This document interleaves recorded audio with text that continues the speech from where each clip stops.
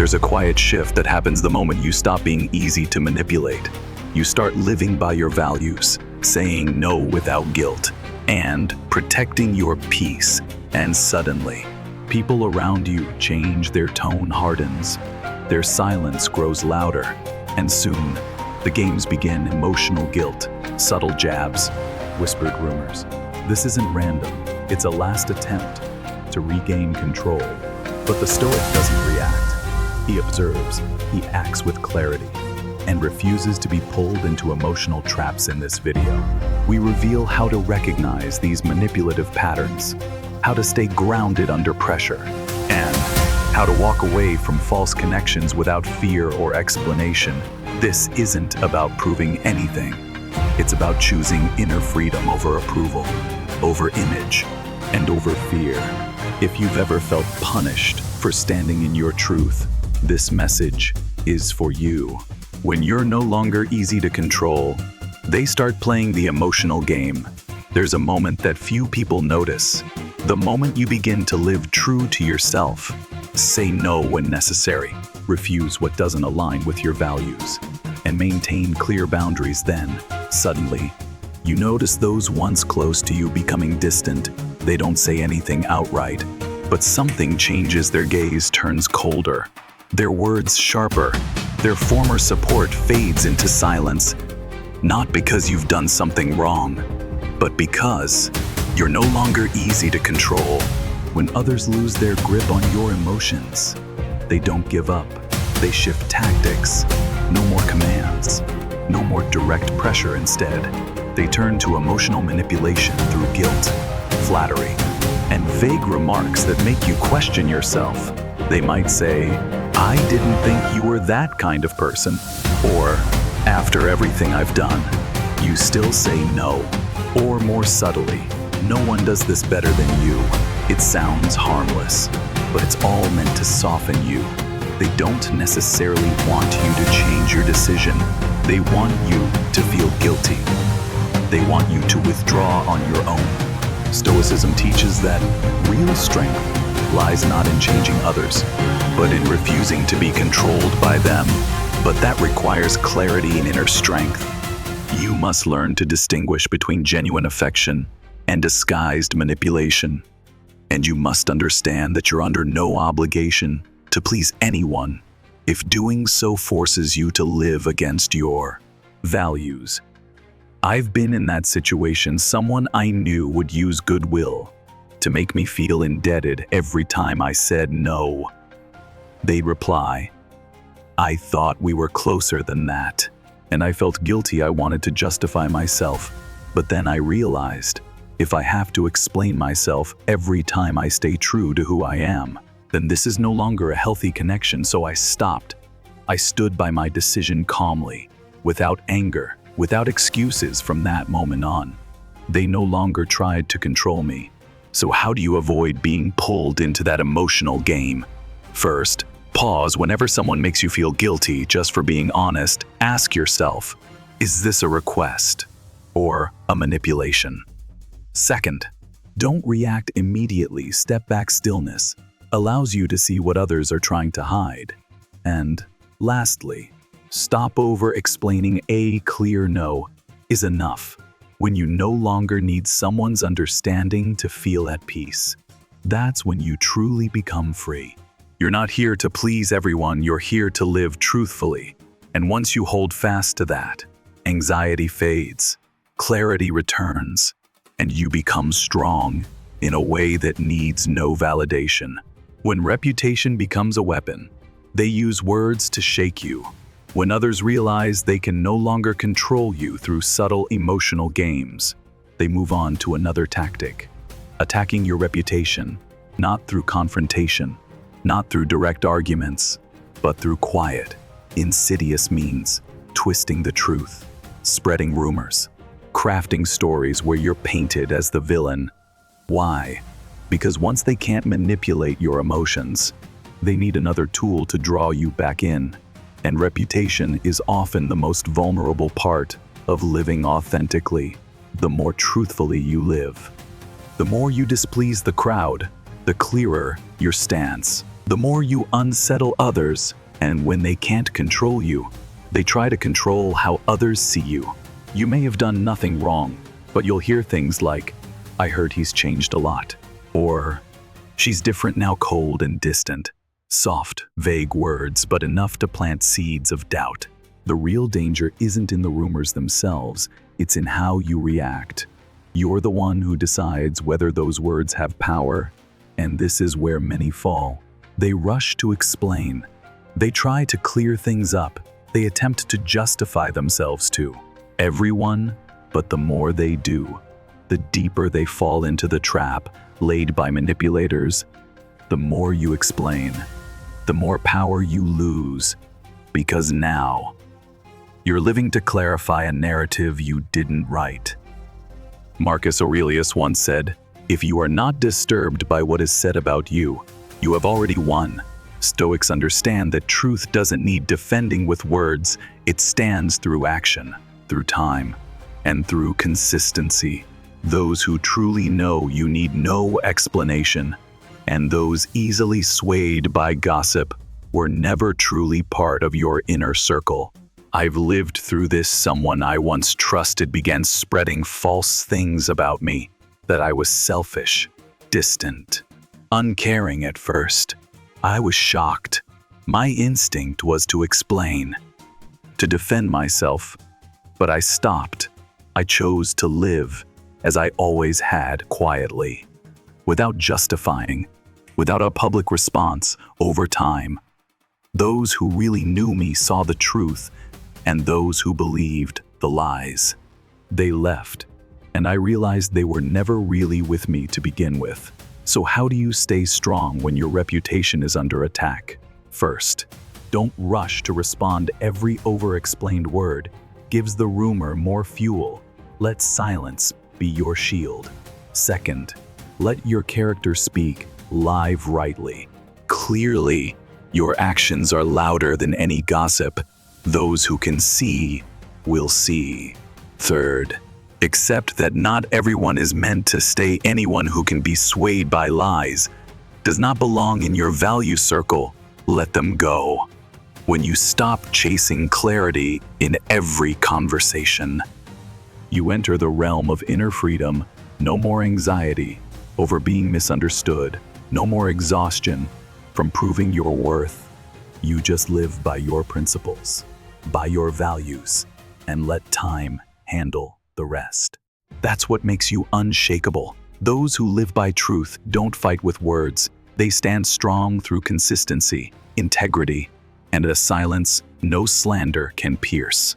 When the manipulator becomes the victim, don't step onto their stage. When they can no longer manipulate your emotions, when even their rumors no longer shake you, they play their final card, the victim role. This is one of the most subtle and dangerous tactics, because this time, you're not accused directly, you're not attacked with harsh words. They simply act like they're hurt. They retell a distorted version of events where you're the cold, ruthless, ungrateful one. No dramatic script is needed, just vague lamentations like, "I don't know how things ended up this way," or "I tried so hard, but they just didn't care." Then they sit back on the emotional stage, waiting for you to step up to react, to explain, to become the villain in the story they've crafted. The danger lies in this. The more you try to clarify, the deeper you sink into the antagonist role. Because listeners aren't seeing logic, they're seeing emotions. And the one playing the victim, they're quite convincing. Why do they do this? Because if they can't control you, they'll try to control how others perceive you. If they can't influence your actions, they'll try to manipulate the emotional atmosphere around you. Their weakness is feigned, not for forgiveness, but to regain the upper hand. They pretend to be the wounded, so you must be the wrongdoer. If you react, you lose. If you defend yourself, you're now acting in a script they wrote. Meanwhile, they sit there, shrugging, not sighing, nodding as others come to comfort them slowly. The narrative shifts even if you did nothing wrong. So what's the way out? Stoicism teaches, A wise person does not let others' emotions dictate their behavior. You are not obliged to act in a play written by someone else. You don't have to explain yourself if you've done nothing wrong. And most of all, you are not responsible for rescuing someone from feelings they created to avoid accountability. I once knew someone like this. Whenever I reinforced my boundaries, they didn't apologize, they didn't own their part, they just bowed their head, sighed, then told others I had changed, that I didn't care anymore. A mutual friend came to me saying, "They said you're harsh now, not like before." At first, I was shocked, then I was sad, then angry. But eventually, I stopped. I faced the truth. No one gets to rewrite my life story except me. So I chose not to react. No explanations, no defenses. I kept living rightly. And slowly, those who were clear-sighted began to see what was truly happening. Those who pretend to be victims can't keep it up forever, because those who act repeat their performance, and sooner or later, the audience will notice. So how do you deal with this kind of person? First, don't step on stage with them. They've cast you as the villain. Don't take the part, observe from a distance. Maintain your space. Second, let your actions speak for you. Those who live authentically don't need to defend themselves. Steadiness, consistency, and quiet integrity will show the truth. Third, don't waste your energy trying to rewrite the story in someone else's mind. They believe what they want. You can't control that, but you can control how you live. And lastly, remember, stillness is the sharpest weapon against those who use victimhood to manipulate. When you don't react, when you don't enter their game, you preserve your greatest asset, inner freedom. And that's when you realize you don't need anyone to take your side to know you're right. You only need to stand firm with yourself. In that stillness, you become untouchable, no longer vulnerable to emotional performances. You don't react. You choose how to live. You step away from every stage and return to yourself. When they drive a wedge between you and those you trust, you must stand even stronger. There is another tactic manipulators often use when they can no longer control you directly. They don't attack you outright. They quietly create distance between you and those you trust. They sow doubt, speak in innuendos, and muddy the waters of the important relationships in your life so that you begin to feel isolated, start questioning yourself, and slowly weaken bit by bit. Why do they do this? Because they know the more you are surrounded by people who love, understand, and support you, the stronger you become. But when you feel alone, misunderstood, and abandoned, you're easier to sway. An isolated mind is far more susceptible to manipulation than a mind connected and grounded. This isn't coincidence, it's strategy. They start with vague comments. "I'm not sure if that person is truly sincere with you. I heard someone say you've really changed." Are you certain they're really on your side? They don't need to prove anything, they just need to plant the seed of suspicion. And if you're not grounded enough, you'll begin to second-guess every glance, every word, every relationship with a mind full of fear and hesitation. From there, you retreat. You stop sharing. You close off. And just like that, they've achieved their goal, disconnecting you from those who remind you of who you truly are. Stoicism teaches we become the people we spend the most time with. If you surround yourself with those who constantly cast doubt into your mind, you'll lose your ability to believe in your own truth. But if you preserve your positive connections built on honesty and trust, you won't be so easily drawn into the fog of suspicion created by manipulators. I once knew someone who was soft-spoken yet calculating. They never openly spoke ill of anyone, but always planted subtle thoughts.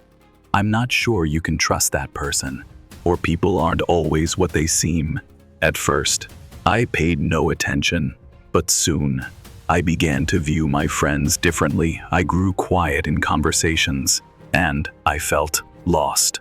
Until one day, I asked myself, why do I feel distant from the very people I once felt close to? I realized no one had changed, only that I had allowed one toxic voice into my mind. Without questioning it, from that moment on, I did the opposite. I returned to those I trusted. I asked directly, I shared openly, I listened without the lens of suspicion, and I saw clearly. True relationships are not easily shaken. The ones that fall apart because of rumors were never strong enough to begin with. So how do you keep from being isolated by others? First, be alert to subtle comments about those close to you. Don't believe them right away. Observe, verify, and most importantly, trust your own intuition over manipulated emotion. Second, nurture authentic relationships. Be honest. Ask. Instead of doubting, communicate.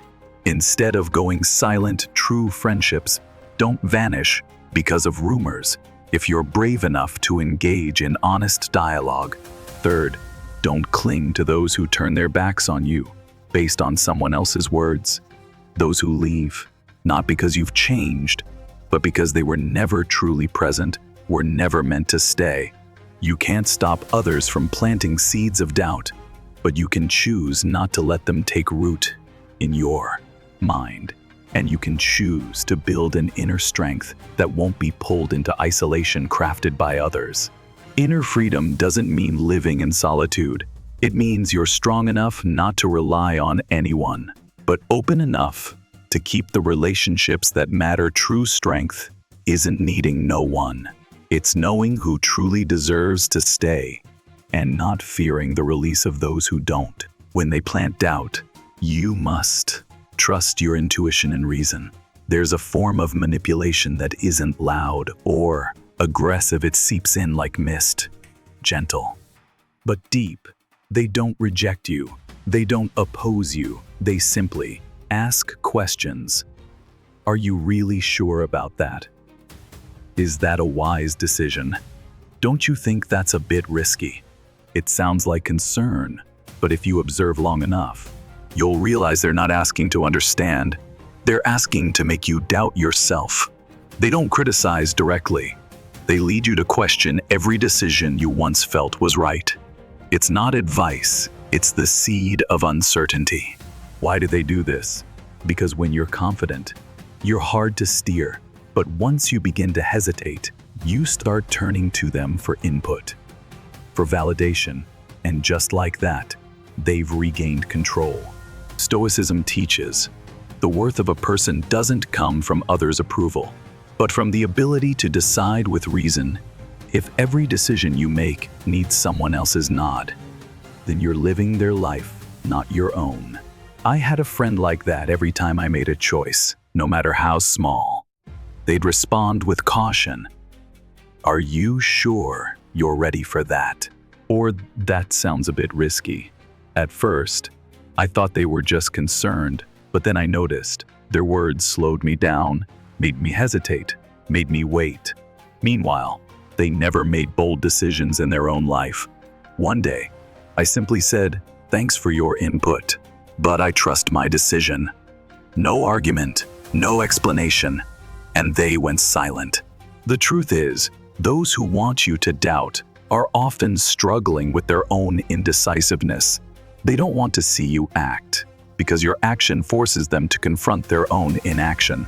So how do you stay firm when doubt is planted? First, learn to distinguish between genuine feedback and subtle manipulation. Real advice strengthens you, manipulation makes you shrink. Second, listen to your reason and your lived experience. You've lived your life longer than anyone else. Trust in that experience. Third, don't over-explain. Confidence doesn't come from debating. It comes from decisive action. When you say, "I'm sure," you're affirming your sovereignty. And finally, remember, clarity of mind is the foundation of inner freedom. When you know where you're going, others' whispers become nothing more than distant echoes behind you. When they try to make you angry, that's when you must keep the fire inside quiet, when they can no longer control your behavior, when they fail to manipulate your emotions, when they can't make you doubt yourself or isolate you. They'll try one last thing. They'll go after your final weak spot, your anger. They'll say things designed to hurt you. They'll bring up your past mistakes. They'll twist your words, distort the truth, even spread lies about you, not because they believe it, but because they want to watch you lose control. They know that if you lash out, if you get angry and lose your composure, they can flip the script. The moment you lose your temper, you'll say something you shouldn't, do something you'll regret, and they'll use your reaction against you. You'll become the overreactor, even if you were right.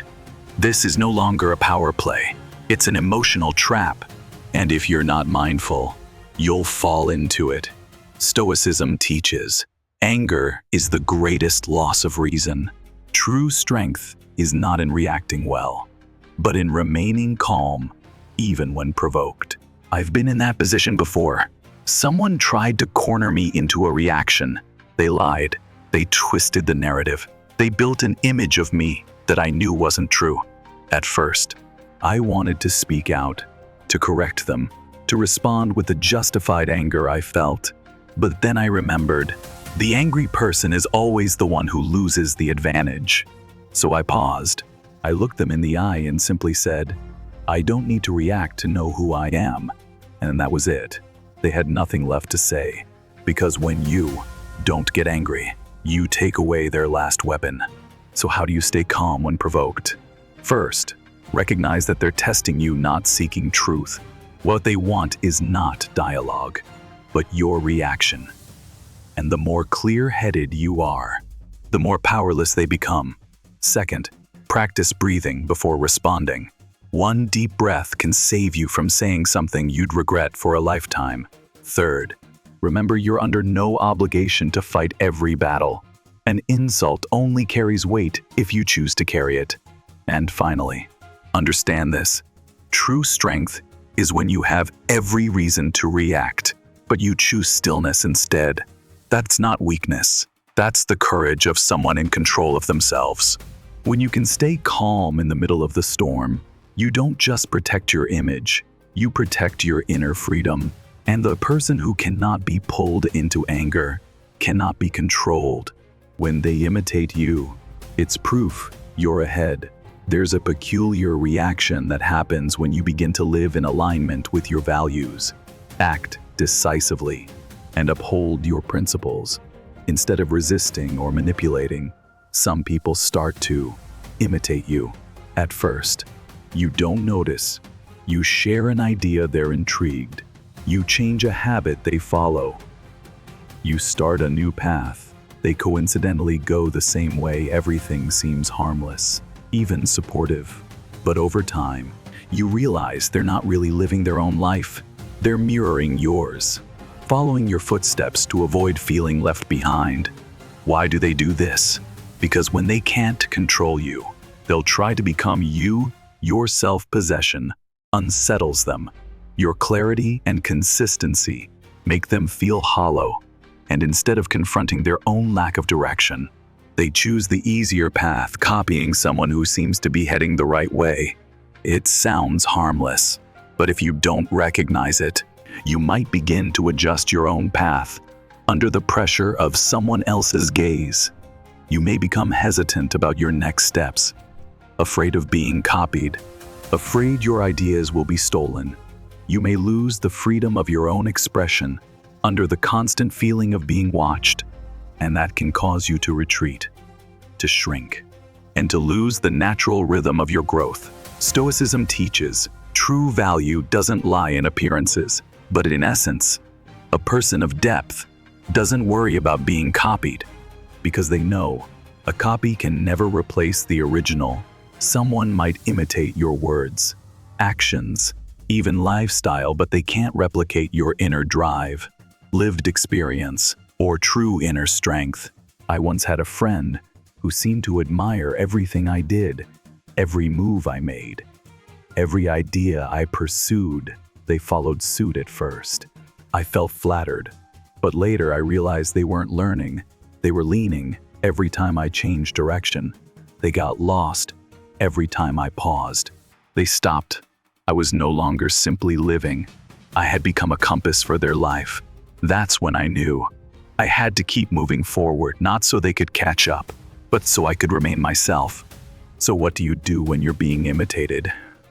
First, don't stress too much. Being copied isn't a threat, it's a sign you're on the right path. Second, keep evolving as long as you're learning, experiencing, and creating anew. You'll always stay one step ahead. The imitator can't keep up if they don't build true inner strength. Third, don't hold back out of fear of being taken from. Ideas may overlap, actions may look alike, but how you live through experience, values, and clarity of purpose is unique, and no one can take that from you. Lastly, remember, the truly free are not bound by scrutiny, nor do they fear imitation. They don't live to surpass others, they live to be true to themselves. And that, precisely, is what makes them irreplaceable. When they wait for you to fail, let success be your quietest response. Not everyone wants you to succeed. Some won't oppose you. They won't badmouth you or openly resent you. In fact, they may smile, nod, and even say encouraging things when you start something new. But deep down, they're not waiting for you to rise. They're waiting for you to fall. It's not that they envy some grand achievement. They feel threatened simply because you dared to start, dared to be different, dared to overcome the very procrastination they themselves are stuck in. Your progress reminds them of what they've abandoned, the dreams they gave up on, the steps they never took. And instead of facing themselves, they quietly hope you'll fail. You won't see it at first. They'll still be there, still listening, still smiling. But when you stumble just a little, they're the first to say, "I figured that wouldn't work out," or "I knew it all along." Not because they want you to hurt, but because your failure makes them feel more at peace with their own inaction. And if you're not grounded enough, you'll begin to doubt yourself. You'll ask, were they right? Have I gone too far? Should I stop now? That's exactly where they want you. Second-guessing yourself, delaying action, and slowly abandoning your goal. No criticism needed, just enough planted doubt. But the Stoic does not live to please others. They do not act to earn applause. They act from a place of internal growth. They understand that real success isn't about proving someone wrong. It's about relentlessly moving forward even when others silently wish you'd fall. I've felt it myself. When I started a personal project, some supported me, others stayed silent. I didn't think much of it until the hard times came. And then, those same people who supported me started bringing up negativity again. I warned you. See? That's when I realized they never truly believed in what I was doing. They were just waiting for me to slip, so they could reaffirm their own limitations. So I made a choice. No defending, no explaining, no trying to change their minds. I simply continued quietly, focused, persistently. And when the results came, I didn't look back, because I knew silent success is the clearest response. So how do you face those silently waiting for your downfall? First, stop trying to make them believe in you. They don't doubt you because you're not good enough. They doubt because they're not strong enough to believe in themselves. Second, stay focused on your journey. Every step you take, every day you remain steadfast, is an inner victory. Third, don't live to prove anything. The Stoic knows success isn't a response to anyone. It's the outcome of persistence that owes nothing to those watching. And finally, remember, you don't live to be cheered. You live to keep growing. When you remain firm in your path, external voices become wind, and those waiting for you to fail will be forced to witness just how far you go beyond what they ever dared imagine. When you let go of the need to be understood, you begin to feel lighter, One of the heaviest burdens isn't what happens around you, it's the silent obsession. What do people think of me? You live rightly, yet still feel unsettled. You do what's necessary, yet still feel guilt. Not because you're wrong, but because you're not understood. And you believe only when others understand and accept you will you feel at peace. But this is the mind's trap, one that keeps us stuck in chronic anxiety. Because the truth is, not everyone has the experience, maturity, or awareness to understand why you do what you do, not because they're bad, but because they see through different lenses. And if you live to be understood, you'll forever be exhausted chasing a consensus that doesn't exist. Stoicism teaches, you cannot control others' perceptions. The only thing you can control is your clarity in action. There was a time I got caught in this cycle.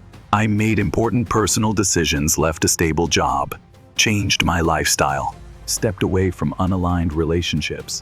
I knew it was right for me, but immediately came the looks, the questions, the whispers. Why did you quit? Why the change? Is something wrong? I tried to explain, tried to show them the logic, tried to paint a clear picture. And what did I receive in return? Doubt, silence, indirect judgment. The more I spoke, the less they heard. Not because I didn't say enough, but because they weren't ready to accept a path outside their own comfort zone.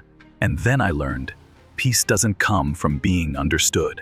It comes from accepting that you don't need to be. From that moment, I stopped explaining so much. I just lived aligned with what I knew was right. And I felt lighter, no longer burdened by what others might think, no longer pressured to make myself clear. I wasn't cold, I was growing. From then on, I watched truly peaceful people. They didn't talk too much. They didn't try to prove anything. They didn't need applause. They only needed to know one thing. They were living in alignment with their own values, and that was enough. So how do you let go of the need to be understood? First, accept that misunderstanding is a natural part of human interaction. You can't shape someone's perception, especially when they haven't lived your journey. Second, don't tie your identity to others' opinions. They may not understand you today, but that doesn't make you any less worthy. You are not here to fit into their evaluation. Third, return to your why.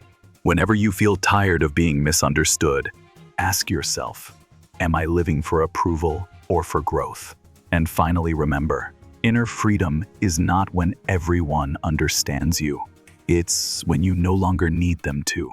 That's when you start to live lighter, steadier, and clearer. You no longer chase the gaze of others. You begin to hear your own voice again. And that's when you start to truly live, not to prove anything, but to be fully present with yourself. When you live by your values, you become unshakable. There is one foundation the Stoic always returns to when life gets stormy: personal values. In a world full of noise, changing trends, constant judgment, fleeting opinions, it's not the one who reacts best who stands firm, but the one who lives by principle. Because when you live by your values, you don't have to guess how to respond to others. You don't hesitate with every choice. You don't ask, what will they think? Do they approve? Will one disappoint someone? You ask just one thing: does this align with my values? Those without clear values get pulled in all directions. They get angry at criticism, confused when misunderstood, easily change course when others disapprove. But those with principles, they may listen, they may reflect, but they are not swayed. They know who they are and what truly matters. I once had a friend who was remarkably decisive, not loud, not forceful, but whenever questioned or judged, he would calmly reply, "I'm living by what I believe is right." At first, I thought it was a way to deflect, but over time, I saw he truly had a clear value system, and because of that, he was never shaken. It made me reflect. How many times had I done things I didn't believe in just to keep others happy? How often had I exhausted myself trying to justify others' feelings while betraying my own truth?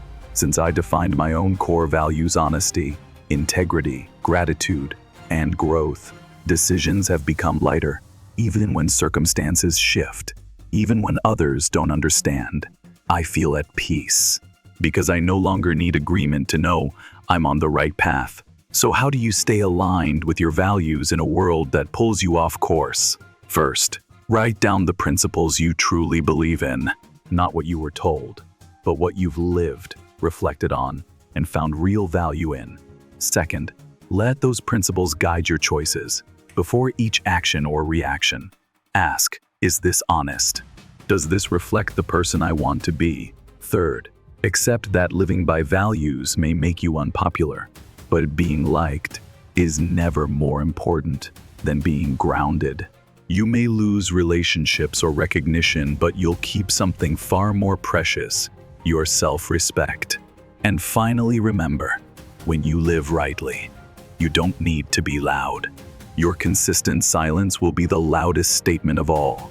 And someone who lives like that cannot be shaken. When adversity becomes training, you are no longer who you were. Everyone has faced a moment that felt unbearable. A betrayal, a loss, a deep wound. When the world seems to turn its back, when every effort is misunderstood or rejected, your mind wants to run, wants to react, wants to fight. But those very moments, though bitter, offer the chance to train the deepest strength, inner power. To the Stoic, adversity is not a misfortune. It is a training ground, a space to learn observation over reaction, acceptance over blame, and perseverance over retreat. Every wound is an invitation. Go inward, see what's true, keep moving, not for them, but for you. When you face adversity with that mindset, you realize it's not what happens that breaks you. It's how you perceive it. A rejection can be the start of clarity. A loss can return you to your core values. A false accusation can teach you the power of timely silence. They're all lessons, and all lessons are painful, but those who endure grow deeper from within. I've been through loss that left me breathless, but instead of chasing validation, I turned to what I could control: my mind, my responses, my actions. Each morning, I wrote down 3 things I was grateful for. Each attack, I chose silence and observation over debate. Each time I wanted to give up, I remembered why I started. Little by little, I was no longer who I once was. Not harder, but deeper. Inner strength is not born in comfort. It grows where you once broke. So how do you turn adversity into training? First, stop asking, why me? And start asking, what is this here to teach me? Change the question, change the mindset. Second, hold on to your principles, especially when everything around you is chaos. The unprincipled let the world dictate their behavior. The value-driven let their behavior strengthen their character. Third, don't wait for adversity to pass to begin living rightly. Live rightly in the middle of it. That's where real strength is forged. And finally, remember, every time you stay calm in the storm, you are becoming someone unshakable. Not because you endure more than others, but because you've learned to transform pain into strength. That is the Stoic path. And if you're still walking it, even slowly, you are already on your way to true inner freedom. You don't need to become someone else. You just need to become firmly yourself. The journey toward emotional mastery, value-driven living, and inner resilience is not an easy path. It is full of misunderstanding, doubtful looks, misguided words, and quiet moments only you will understand. But you didn't quit. You chose to stand firm when others tried to shake you, chose silence when you were misjudged, chose to continue when others waited for your fall. And in those moments, you were no longer who you used to be. You don't need approval to know you're on the right track. You don't need to react to prove your strength. You don't need to run from pain because you've learned how to turn it into power. That is inner freedom, not found in avoiding adversity but in walking through it, with a heart free of resentment and a mind no longer ruled by emotion. You don't need to be perfect, only steady. And when you live that way, you no longer need to prove anything, because your presence alone becomes the clearest answer. The journey isn't over, but now, you know exactly where you're going.